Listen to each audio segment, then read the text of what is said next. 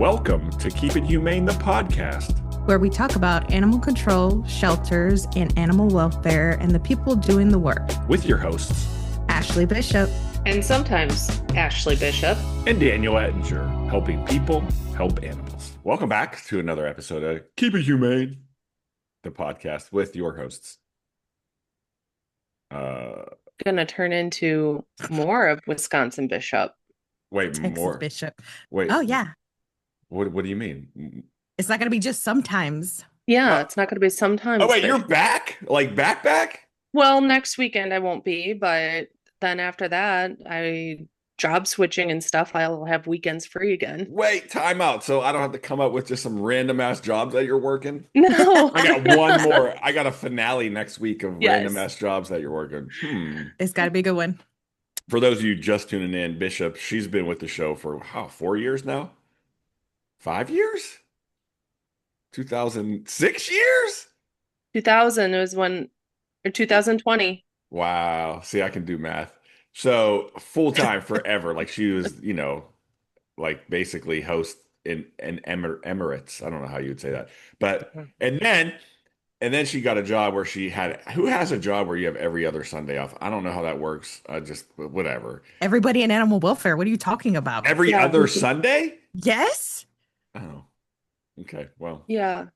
that's normal. Sir, sheltering is hard.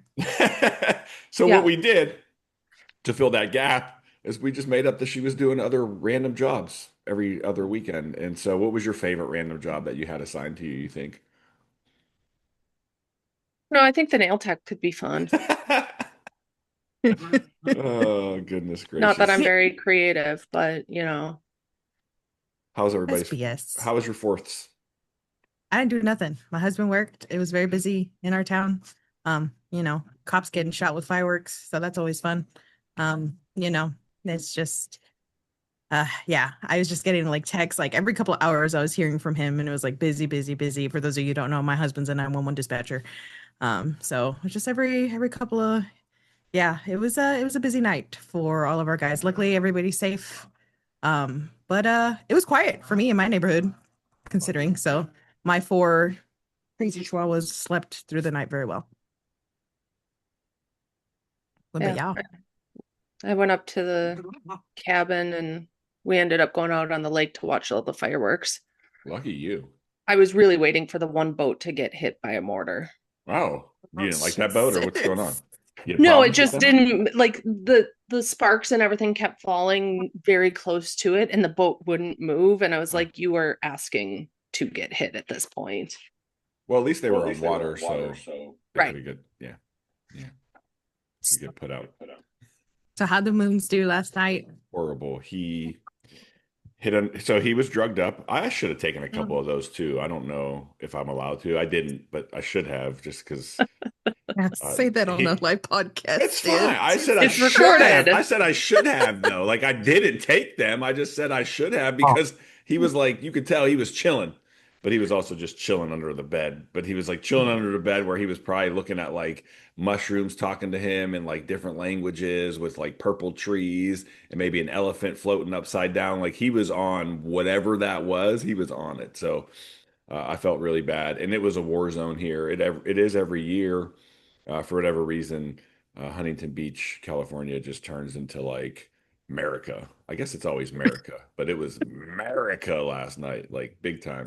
250 Merca. Yeah, it was Yeah. 250 America. I hope I make it to 300 America. That'll be pushing it. I'm already halfway there to that 100th century mark almost. So we'll see how that goes. Check out keepithumane.com, certified animal control professional. Download that, or I guess like sign up for that and essentially download it, and then get your cat tattoo stickers as well. All the fun stuff at keepithumane.com. That's what I got going on. Pretty simple. I know summer, I feel like it slows down just a little bit for everybody. It's so damn hot right now in Texas. Holy hell. It's just been so freaking hot. We were closed Friday, so but we had the opportunity to get some cats out, so we were able to transport 15 cats out of our facility, which is a lot for us right now. It doesn't sound like a lot, but holy hell, it freed up a whole room for us. So but it was just hot. It's so hot and humid. Even like our poor trucks are just trying to make it. They have air conditioning in the back and everything, but man, those walls are sweating so hard. Hmm. But we got 15 cats out on Friday, so that's all that matters. That's awesome.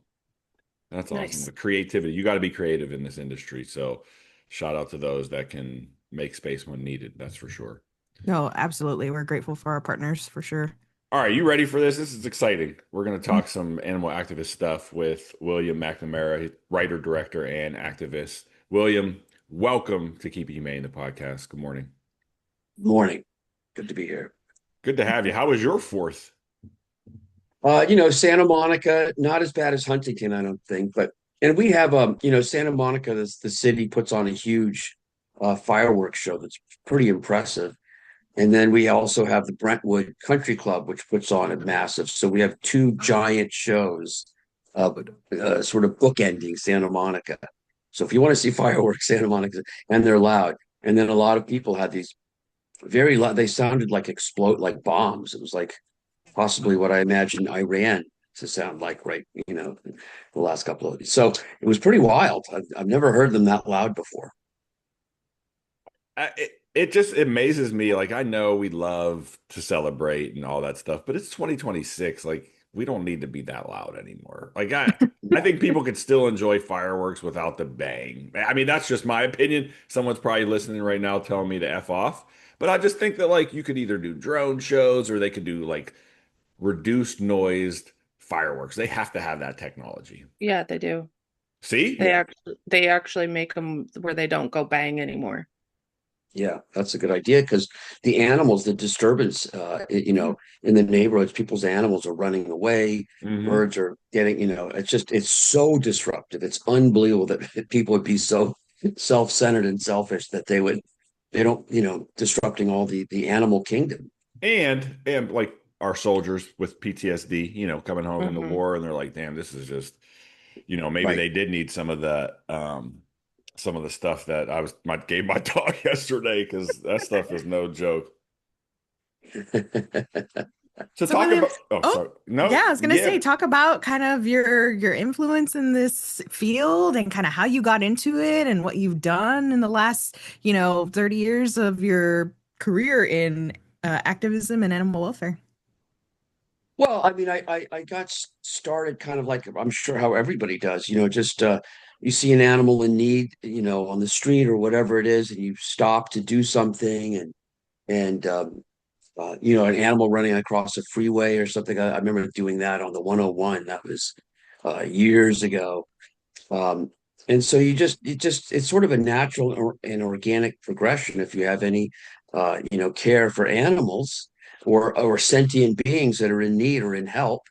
Um, and I'm shocked that more people don't have it. It's like they'll have the one or two people stop on the 101 to help. Mm, Usually, a female is the one that's running into the road.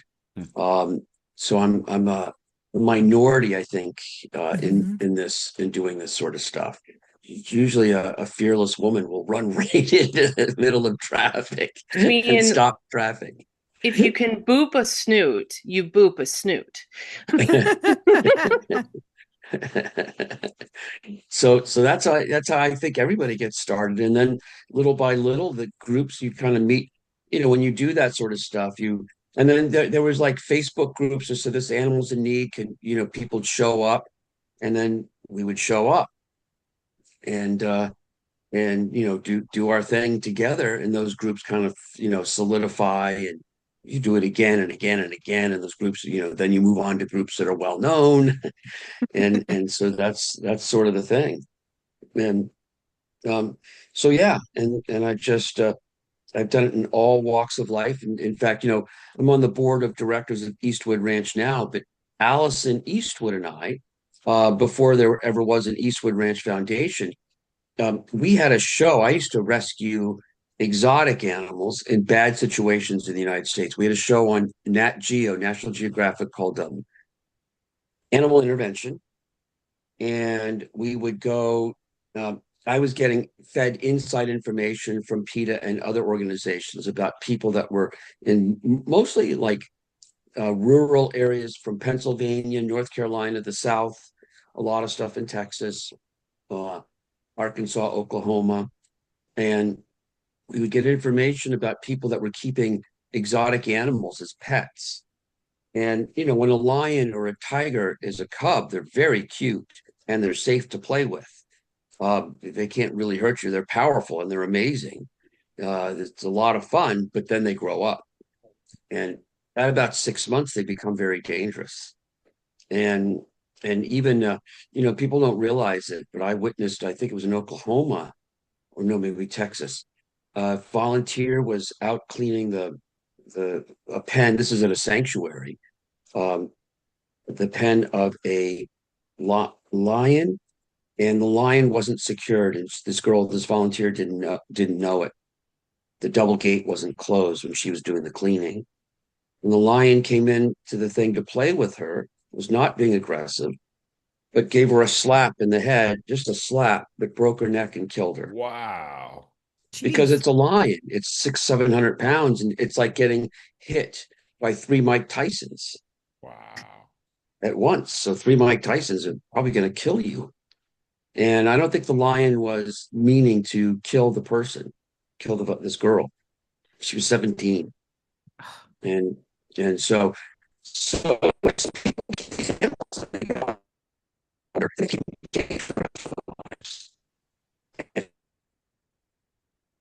so I do is I go and looking for stuff like Tony the Tiger in Louisiana, and then on the show we would eventually confront these owners with the cameras and ask them to release the animal to us. So we would have a transport standing by with a veterinarian with a dart gun, to dart the animal so we can put them in the transport and move them to us. And we had sanctuary standing by that would take the animals. So we got commitments up front prior to. And so we did that. I think I was like way back in like maybe 2011 or 2012. So I've been doing it for a long time in all walks of life, marine animals, exotic animals, dogs and cats, everything. William, what was that? As a kid, we have that peak moment or that like that foundation of like, I know that I'm going to do something with animals as I get older as an adult. Like, was it a pet growing up? What was it for you that really solidified you wanting to work in this world, be an activist? Well, I think, I was an only child. So my only friends or my only close bonded were our animals that we had, dogs and cats. Sure. So I bonded. I didn't have any brothers or sisters and was alone a lot, except for the animals. Sure. And so I think that must have been it. I think, growing up with dogs and cats and horses in Texas.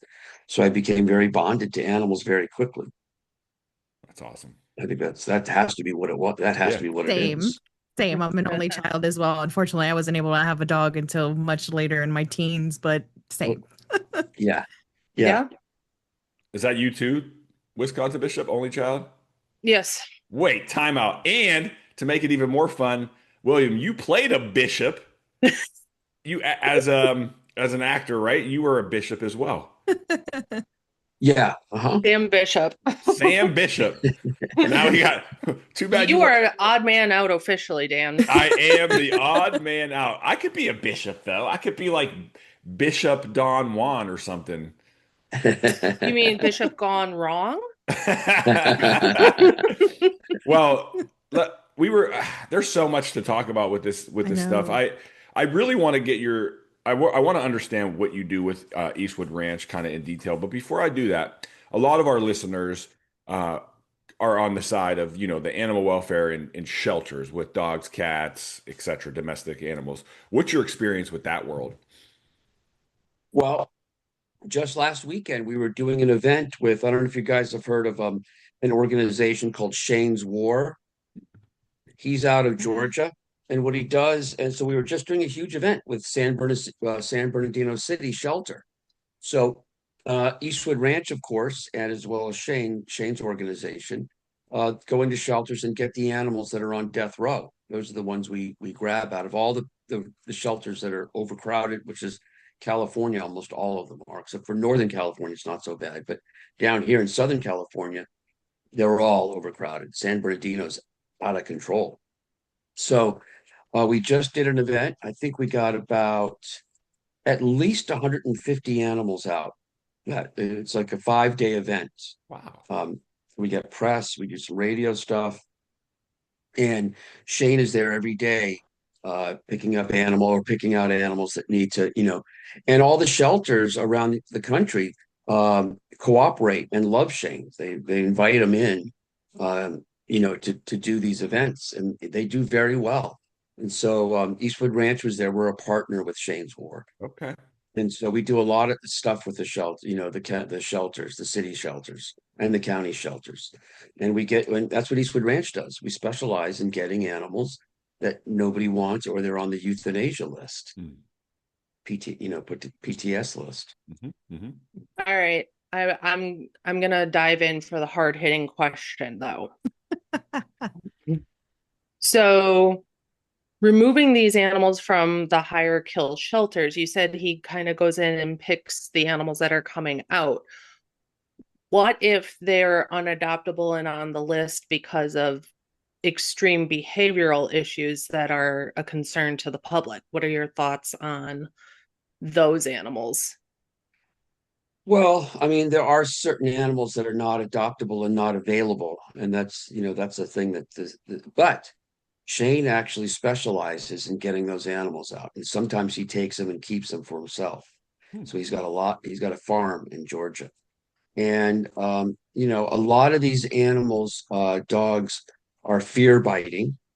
And the guy in the uniform or the girl in the uniform is using the pole to catch the dog. And so that could traumatize the dog and freak the dog out. So they see the uniforms coming into their kennels. They're going to, display their teeth or whatever they do.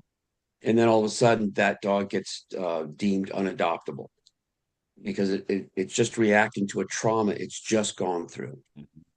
So they're not all, dangerous dogs. And Shane's proven that multiple times. And what's great is he really does respect and has great relationships with these shelters where they trust him. And he's had amazing success. Because a lot of shelters don't want a bunch of strangers coming in there and going, Shane has full access to the whole show anywhere. He can go anywhere. And that's his deal. He said, I'll come in.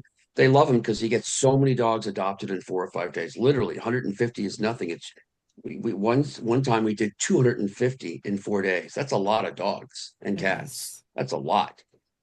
And our shelters are overcrowded here. So they really that's his deal, is that he wants to be able to go anywhere. And they say, okay, you can.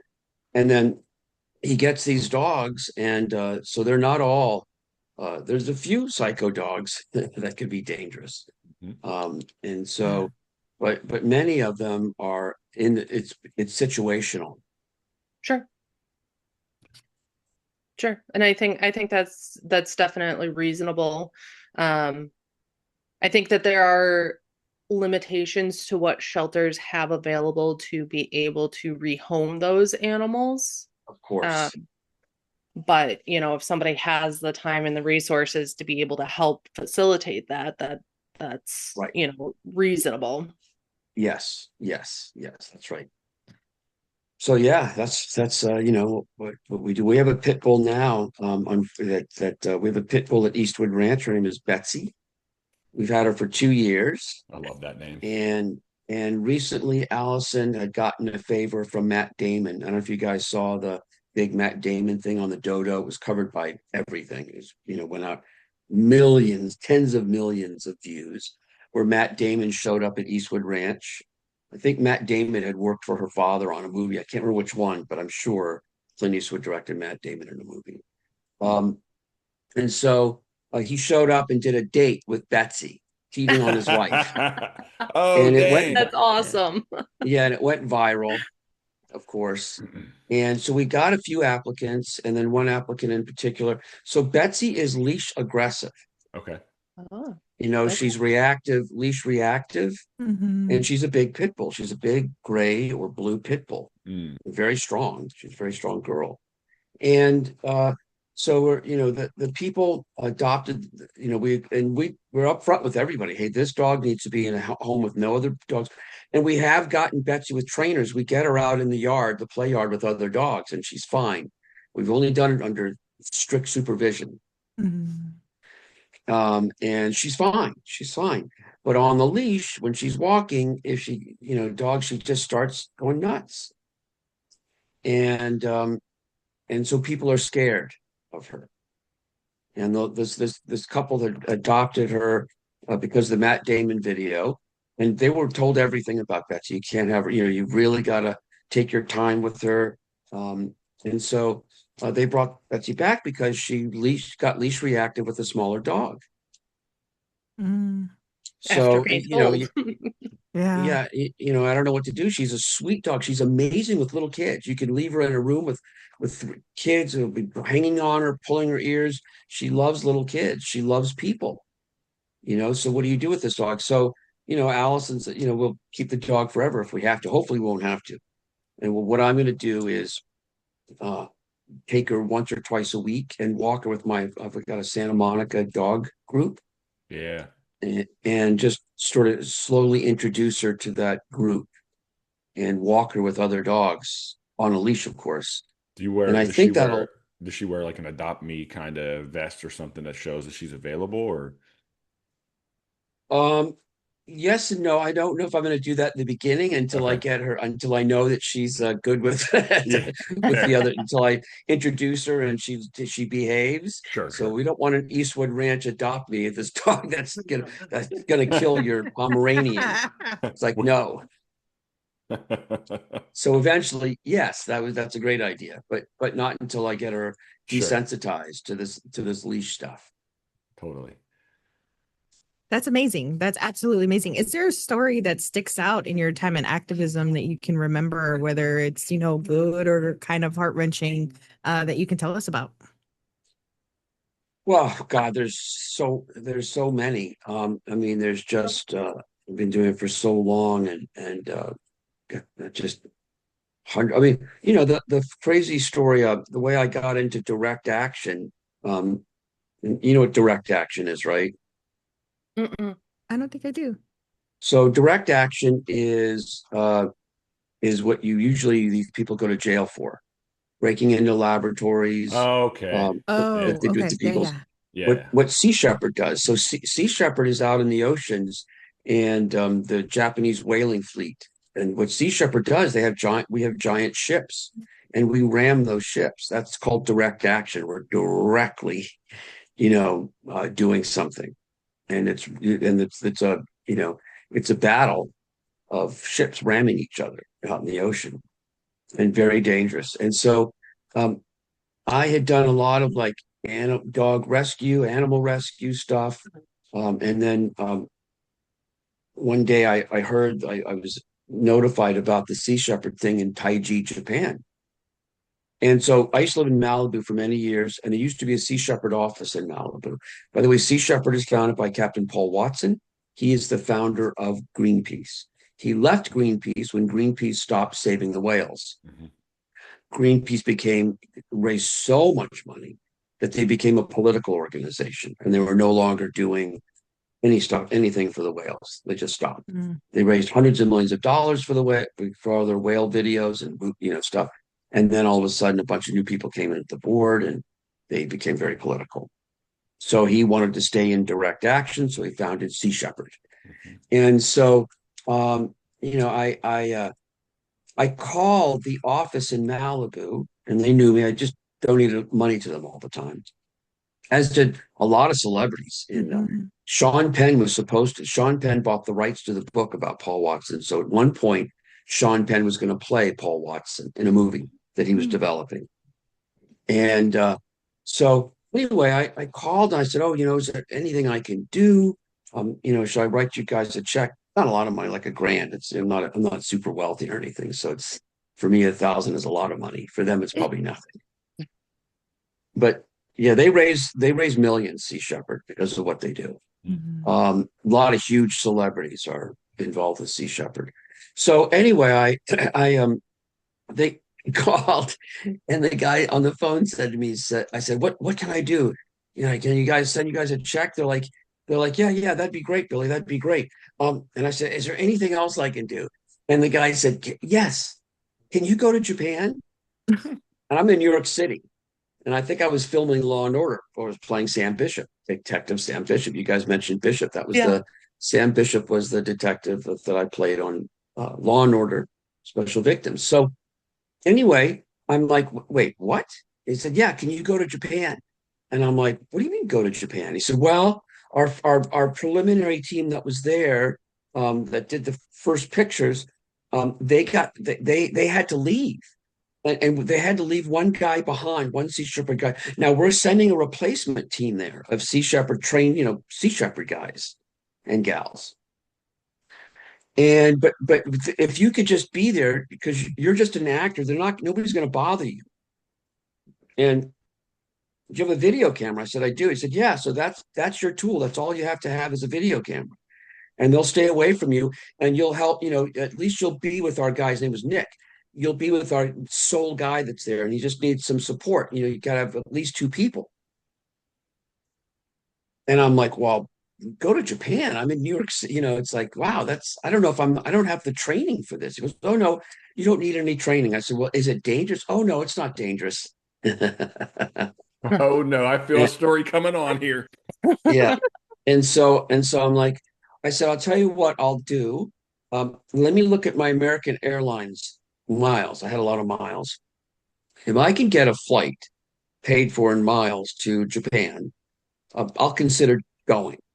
And how many days? Oh, it just like 3 days maximum. And we'll have another team in there to support him. And I thought, and that's a long distance to go for 3 days. But I thought, well, do something, help out, like really get my hands dirty instead of sending a check. Sending a check is nice, it's needed, but once in a while you got to get your hands dirty. It's important. I do that a lot with the dog and cat world. Get your hands dirty, And so, and it's very fulfilling to do that. Obviously, I'd never done it on that scale before, or imagine it. So I had the miles. I flew to Japan. It's a long story. I'm not going to tell you the whole story because there's a lot of moving parts. But it is amazing that I found this little town of Taiji because I literally went. I was off the phone when I got off the phone. Less than 24 hours later, I'm at an airport flying to Japan. Wow.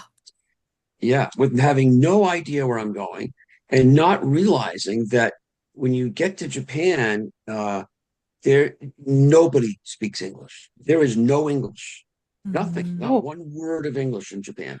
And all these signs wherever you're going are in the Japanese. There's no like triple like in America. We have like it'll be in Vietnamese, it'll be in Spanish, it'll be in this. You have all these things you can really find your way around. Not in Japan. It's made for Japanese people only. And so finding Taiji, I rented a car. That was an incredible mess as well. I mean, everything was just, I was flying by the seat of my pants, literally. And I cannot believe that I found Taiji because I did get lost, tremendously lost. And I stopped at one of the gas stations to get a map, but the whole map is in Japanese. And I kept turning the map around, like, wait, where? I couldn't see, I couldn't tell because they move in a different direction. The Japanese, the way they write and set stuff up, so everything is backwards or upside down. So just finding Taiji, which I did find, that in itself was like unbelievable. And of course, when I got there, the whalers or the dolphin killers were. This is in a small town. There's no police or anything. The police are only there to arrest us. No matter what happens to us, we get arrested. Even if I got hit by a 2x4. They said they were going for my camera on my shoulder. Wait, what? Somebody smacked you with a 2x4, like hacksaw? That's nothing. Yeah. And I found out the reason why the first team left, it was a husband and wife, is because, and I saw the video, a bunch of Japanese men tried to throw them off the cliff. They would have killed them. Oh my gosh. They would have been dead. But it was safe. Yeah, you said it was safe. Yeah. Do you need any volunteers to go now? I'll go. Let's go. Yeah, they're always looking. They always send people to Taiji, but so that was so then I got there. I'm like, wait, this is not safe at all. But I'm already here. So what do I do? What's next? And every day, and we just me and Nick, and the team didn't come for about 2 weeks. This replacement team Oh didn't no. come for 2 weeks. So I was stuck there and I didn't want to leave this guy, Nick. And so, but every day we had to come up with another sabotage idea Mm. to stop them from going out to rounding up the dolphins and bringing them back to the cove. So, I mean, every day we had to do something. And the one thing I will say is they knew who Sea Shepherd was, and they knew about us ramming ships. So we Mm. had to pretend all the time. We had this this giant walkie-talkie with a huge antenna, but we didn't have it was just fake. It was not even. And we would walk around at the marina, and we would talk on this big walkie-talkie. So they thought we had Sea Shepherd ships off Mm. out in the ocean waiting for them. So they were scared, that because they're scared of because the Sea Shepherd will ram you right into the sink you. Mm. And so that's how we had to disrupt their operations daily, come up with a new idea, because they would always figure out, oh, they're bluffing, or oh, that's fake. So it was and very dangerous. I got beat up pretty badly, hit in the head.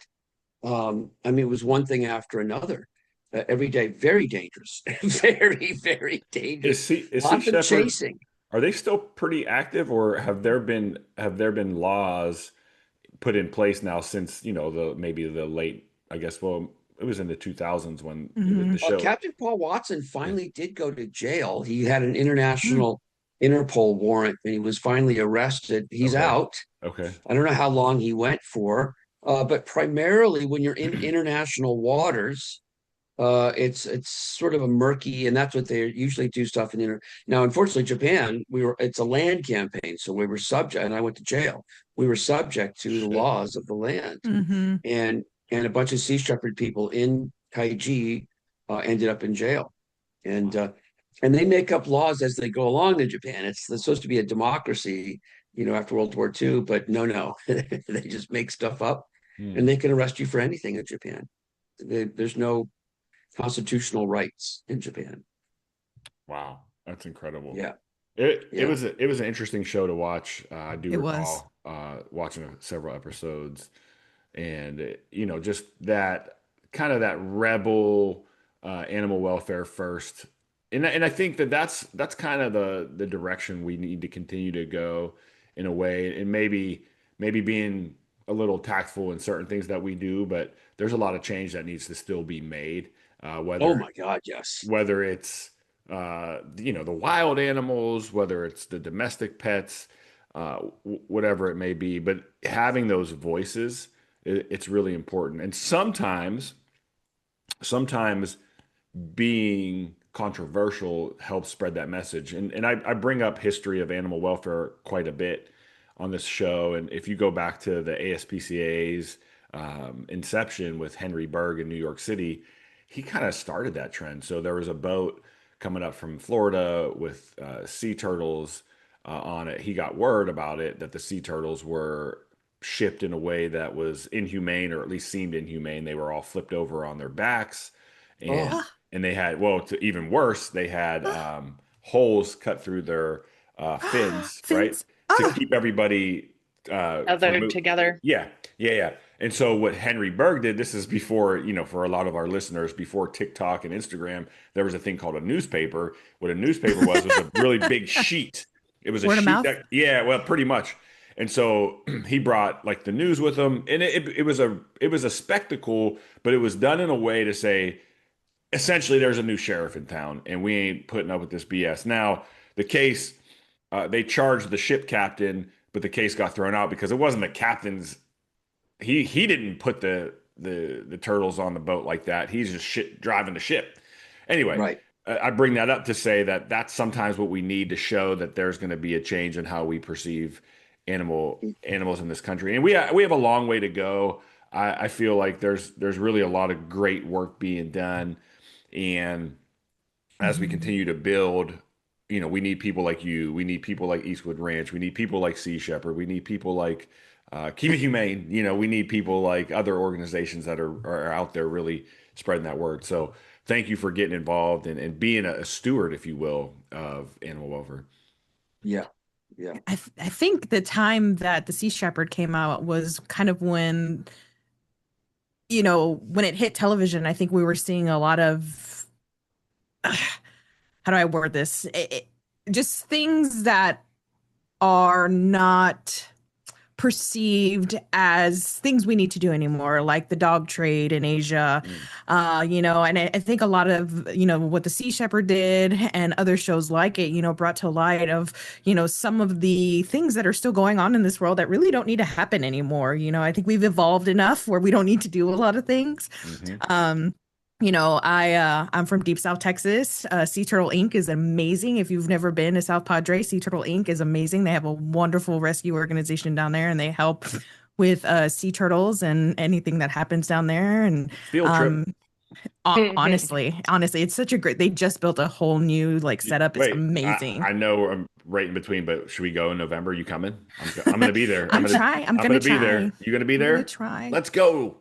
I'm gonna Yeah. try. Sea I'm gonna Turtle try Inc. really hard. All right, sorry. But yeah, like Sea Turtle Inc. I just it's amazing where we're still at. I feel like in animal welfare when we've come so far in other things, and we're still seeing things like whaling or killing dolphins or whatever the case might be, eating dogs and or horses. There's just so much more work that we need to do. Yeah. There really there is. It never ends, actually.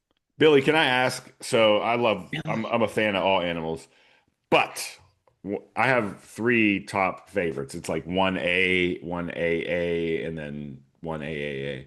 Do you It, know these, Lee? he doesn't know my three favorite. If he did, that would be pretty impressive. Or no, you said she, Lee. I said Lee. Sorry, I can't hear. I'm deaf. She might know. She might. Does she remember? That's the thing. So one of those top favorite animals is the orca. Did anyone like in Sea Shepherd? Did anyone mess with the orca out there? Did they try to go after that too? I'm not. Because I'm gonna put my Superman costume on right now, fly to Taiji, and start. Yeah, Taiji was just the dolphins. Okay, well, that's close enough though. Yeah, that's close F enough. them. Yeah, yeah. Oh, yeah. Why orcas? Why do I love orcas? They're mean. No, they're not. Yeah, they are. They're the most. So they're probably the most advanced animal on this planet, including humans. They sure they can't like get out of the water and like walk around on 2 feet, but they are the smartest That would be amazing. predator. I know the smartest predator that we know. Like they're called the wolf of the sea, the way that they hunt. Did you know? Here's a fun fact. Did you know, just for Uh-oh. fun, We're just for gonna get shits and learned. giggles, that they hunt the great white and only Hmm. only for its liver. So that liver must have some toxins in there that get them high as hell or something. They're out there seeing pink mermaids. They're like, look at that pink mermaid. Meanwhile, it's a jellyfish. Like they're over there doing some crazy shit. And they're so smart, they know that if you flip a shark upside down, it puts them into tonic tranquility or whatever they call it, tonic. Um, Catatonic. yeah, yeah. So then the shark's just chilling like this, and then they're like yoink, and just take its liver out, and then start passing it around like it's a blunt. I don't know how these animals do this. I'm not joking. You think I'm making this up? They are one of the most advanced species on this planet. And in fun fact, they in the wild, they have never harmed a human intentionally, only in captivity. Right. Yeah. That's right. And so they're for whatever reason they're just an incredible. I mean, all animals are incredible, but those are one of my favorites of all time. So there you have it. Yeah, There you have it, folks. There Dan's you number have one it. favorite animal. Free Willy. That are just passing around the liver blunts. Liver blunts. That sounds delicious. Oh goodness gracious. Well, I guess really quick, I want people I want people to know to go check out the Eastwood Ranch. They can go to eastwoodranch.org, eastwoodranch.org. That's Just right. check it out. Go, you can donate right there. Check out all the awesome work that they're doing. I did my research, and I mean, obviously, if you're a fan of old westerns and Clint Eastwood, his daughter is who started it, right? So Allison. That's correct. Yeah. So I mean, it's a really cool org. They're doing some great work, helping a ton of animals, not just the marine life, all the animals. So please check out eastwoodranch.org for more info there. They have so many cute dogs. There's a So many, dog named Junebug. Oh my God, she's adorable. so many, Yeah. so many. Yeah, Yeah. And a lot of absolutely. dogs, a lot of cats too. A lot of cats. Cat season is still upon us. Yes.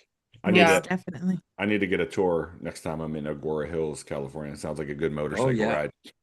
That's great. Yeah, absolutely. It's Totally. fantastic.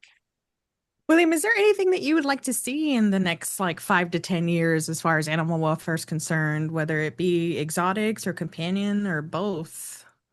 Well, we're already on a good path with the exotics. Like that's happening less and less in the United States, and there are a lot of laws now about exotic cats. You can't own them privately anymore. Um, Shout out to Carol Baskin. She helped pass that. Hmm.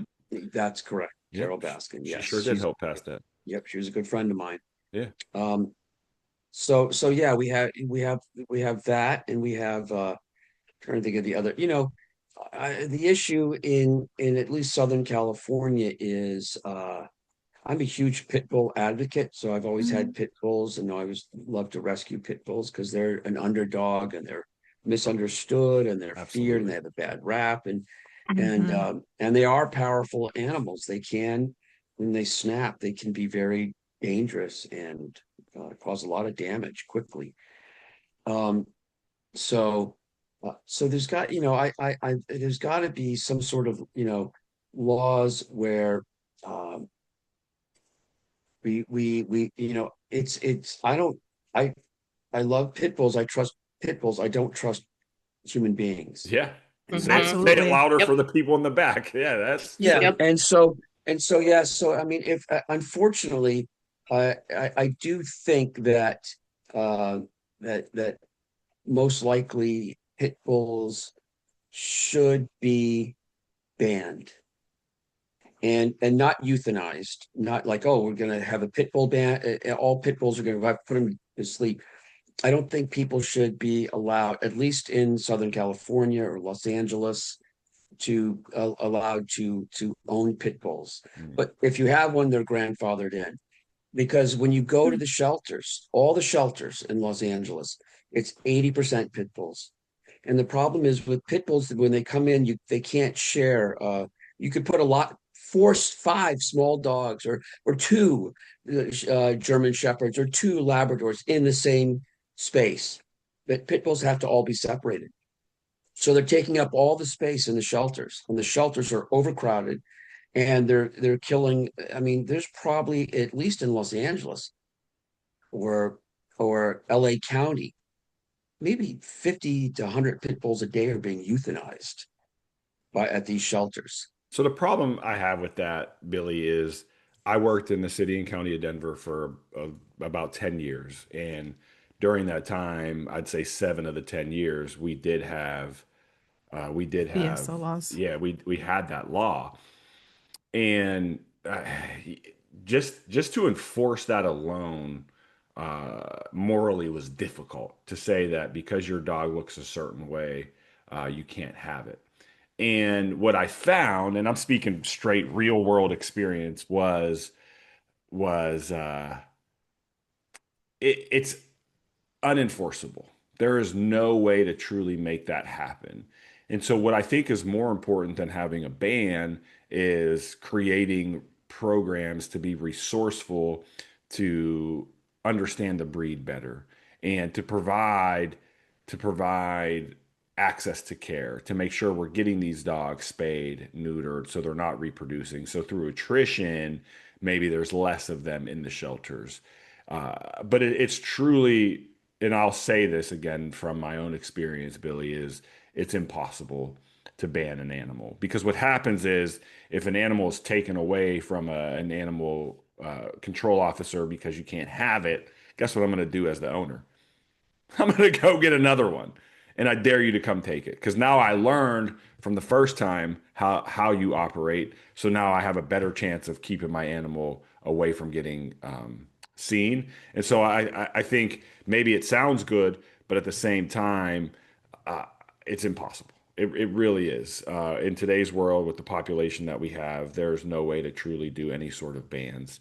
It's providing those resources, coming up with creative ways to educate, to make sure that we're doing the things necessary to keep people safe and animals safe. Yeah, well, yeah, I don't know. You have more experience, I guess, because I know about the ban in Colorado. Yeah. So Yeah, I don't know if we're ever going to get to a place where, like we are with the Rottweiler and the Doberman. Um, I think that the owners of those breeds did a good job in kind of bringing them back to from where they were. Oh, this big old vicious dog. I just don't know. I don't see in our lifetime ever getting to a place where, any kind of Staffy or pit bull type breed is ever going to get that kind of justification. I think it's going to be really difficult, You at know least in where our lifetime. where it's changing though with that breed, and no, it's not that breed, it's a variation of the breed, is the bully. It's the bully, Mm, the American bully. So, or the bully, however, the pocket bullies, whatever people want to call them. Yeah. Razorbacks. But the That's traditional breed itself, yeah, it's tough. the amble. But all we can do, right, is educate, support, Advocate. advocate. Yes, ma'am. And as we do that, I think that raises the awareness for these communities and these animals. Because I mean, huskies kill children, unfortunately, just as frequently as pit bull dogs do. Especially like we're talking about infants and toddlers. But you don't hear it for the Huskies as much as you do the pit right, bulls. pit bulls, yeah. Yeah. That's my Such a soapbox, great man. breed. I had to get on it real quick just because I lived it for 10 years. And it was difficult. It was absolutely difficult to enforce. That's Yeah, all. it's a controversial topic. I've brought it up a few times, and then I get some pretty bad Yeah. pushback from Yeah. people. Yeah. Very No, we're unpopular no, we're all opinion. about conversation for sure. For And I sure. think I think there's a way to do it. And I completely understand where you're coming from, William. And like I said, I mentioned with the Rottweiler and the Doberman, it's like how do we get those owners um to really love the breed and not use the breed for what they're doing right now. I think, man, I just don't know where we're ever going to get there in our lifetime for these dogs. Unfortunately, it's quite sad because they are such great dogs. Yeah, I've had a few come through my shelter. Maggie Moo, I love her to death. Mm. Blue Pity, who came from a rough start. We had another one who recently were going through criminal charges on a dog trainer and um, yeah, I don't know. Hopefully one day. Hopefully one day. yeah. Yeah, that another issue, at least in Los Angeles, all the every time they defund the police, Mm. the whole Mm, defund police, the first unit that goes, like in Los Angeles, we had a really good unit that focused on animal cruelty.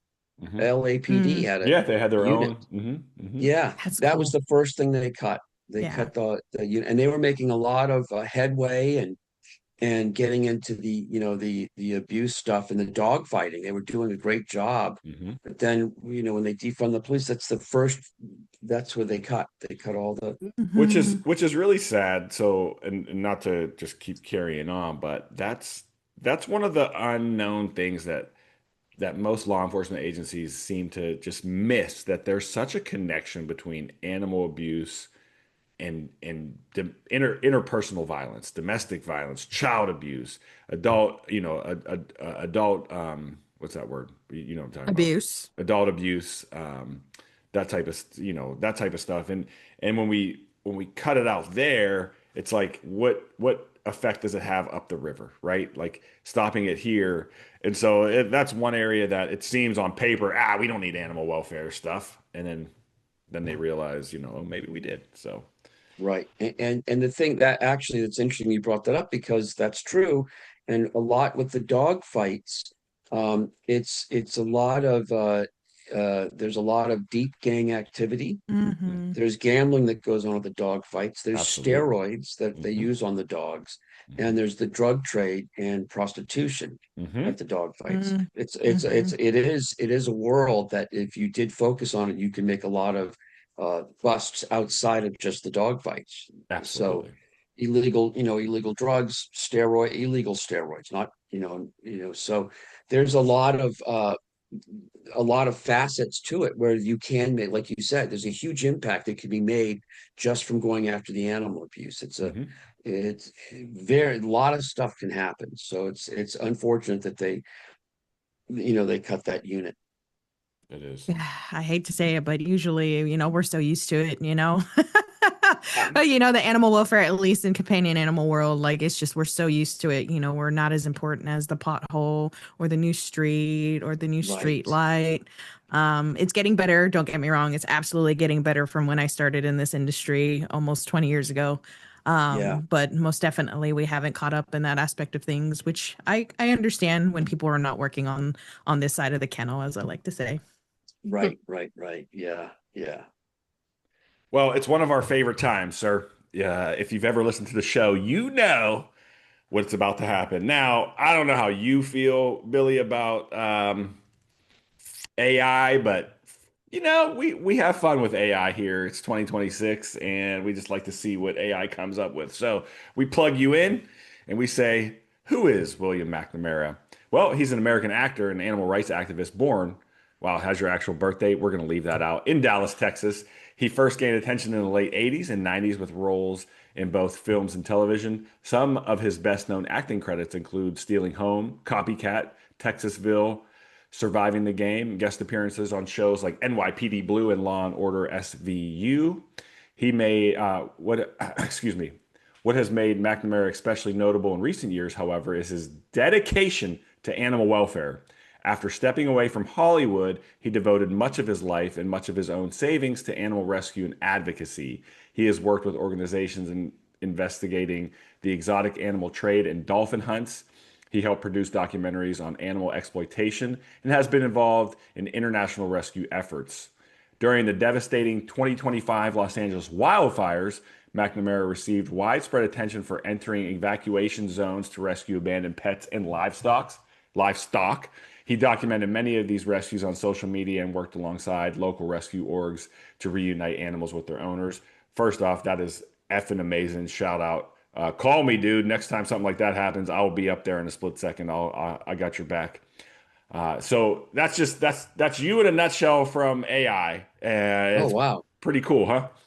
Yeah. Pretty cool. Yeah, Was that Chat GPT or? yeah, that's ChatGPT. Oh, okay. Yeah, Yeah. threw you in there, and just like to see what it produces. So it's pretty cool. And man, talk about those fires. That had to be I was gonna crazy. ask that too. I was like, talk about the fires. God, we deal with natural disaster as far as hurricanes are concerned. I can only imagine the fire aspect. I can't. Good Lord. Yeah, the fight, I got my experience about 8 years ago in the Woolsey fires, where I drove into a sanctuary in Malibu. And eventually I got into a lot of trouble because I had to run a bunch of the barricades I rented a pickup truck.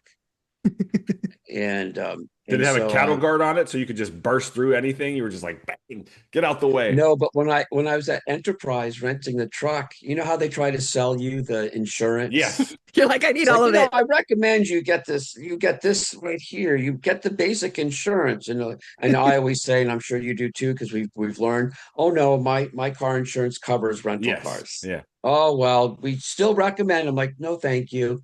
So the guy's trying to sell me the basic insurance at Enterprise. This is 8 years ago during the Woolsey fires. And I said, you know what? I'll take, what's the full insurance? The full insurance, oh, that's like $42 a day, and the Yeah. car is 52. I said, you know what? I'll take the full insurance. Oh, wonderful. Let me. And he already circled the basics, so he had to go back in and get the start. Let's start fresh. And he Oh. circled all the stuff, and I initialed it, and I took the full insurance. He had no idea what I was going to do with the truck, but I knew I was going into the fires with Yeah. it, and I Smart. knew there were barricades, and so I trashed the vehicle, and yeah, the vehicle Hell was yeah. yeah, it was destroyed. I mean, most of the destruction was the interior, from the smoke damage. Once the Oh, smoke gets into the interior of a car, it's Yeah. impossible to get it out. yeah. And so luckily I had the full insurance though. So Smart. I learned a lot in those fires. I was on my own and made some, rescues, horses primarily. And then so I live in Santa Monica, and my kitchen actually faces the Malibu and the Palisades Oh, hills. Mm, So this happened twice. I'm in my kitchen, mhm, 8 years ago, the Woolsey fires, and it's early in the morning, and I'm doing some dishes, and I look up and I see like a mushroom cloud, jeez. and right away I know, uh-oh, that's a fire. Mm. So I know to immediately get into action and go.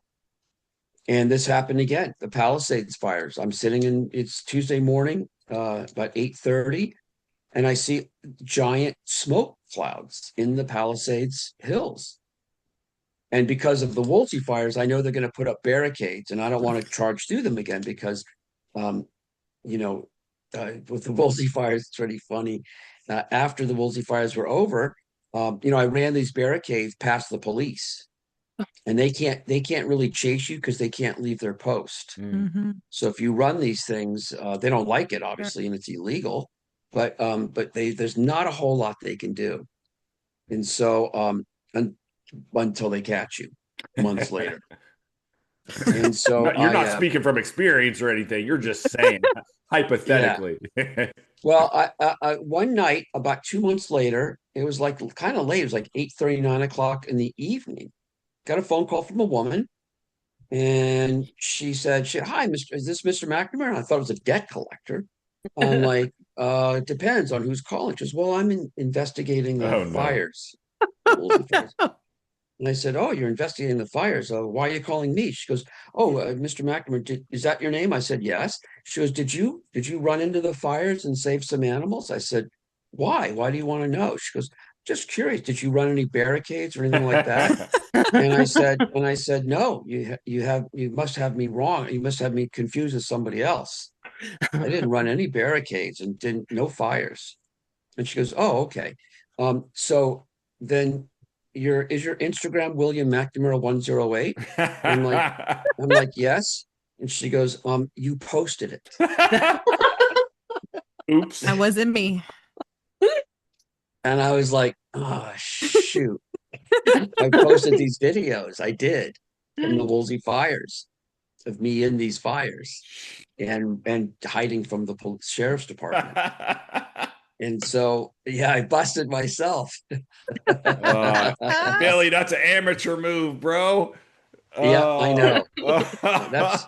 That's an amateur move. And so, yeah, I got so the second time though, but I learned my lesson. I saw the fires, and right away I said, "Uh-oh, they're going to put barriers up soon." So if I drive in now, there's no barriers. I'm not breaking any laws. I'm not Smart. doing anything illegal.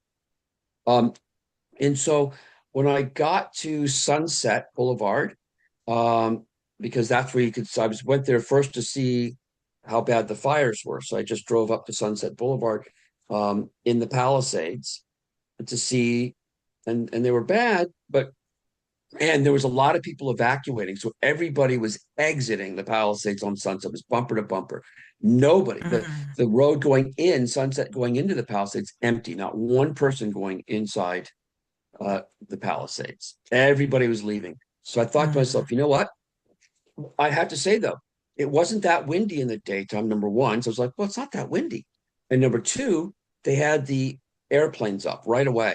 The Woolsey fires, mm, no airplanes. It took a long mm. time for them to organize the airplanes in the Woolsey fires.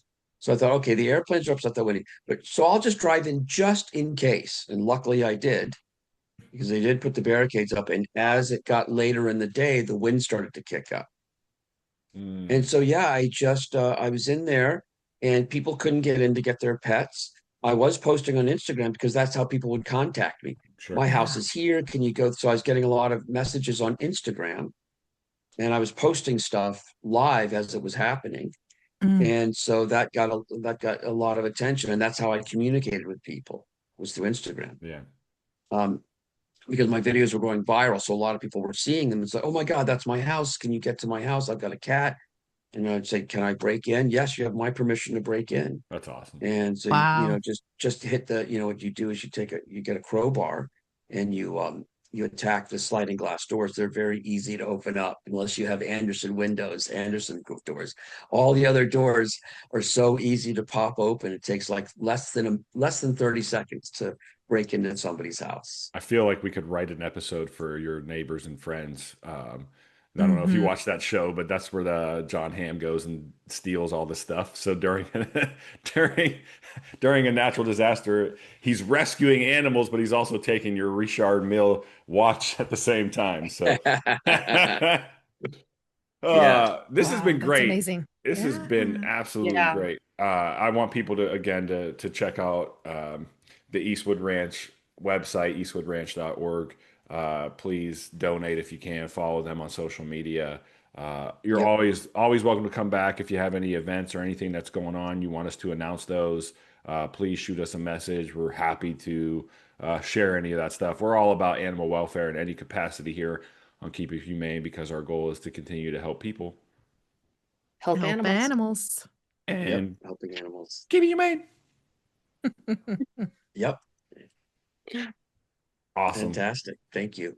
You're absolutely welcome.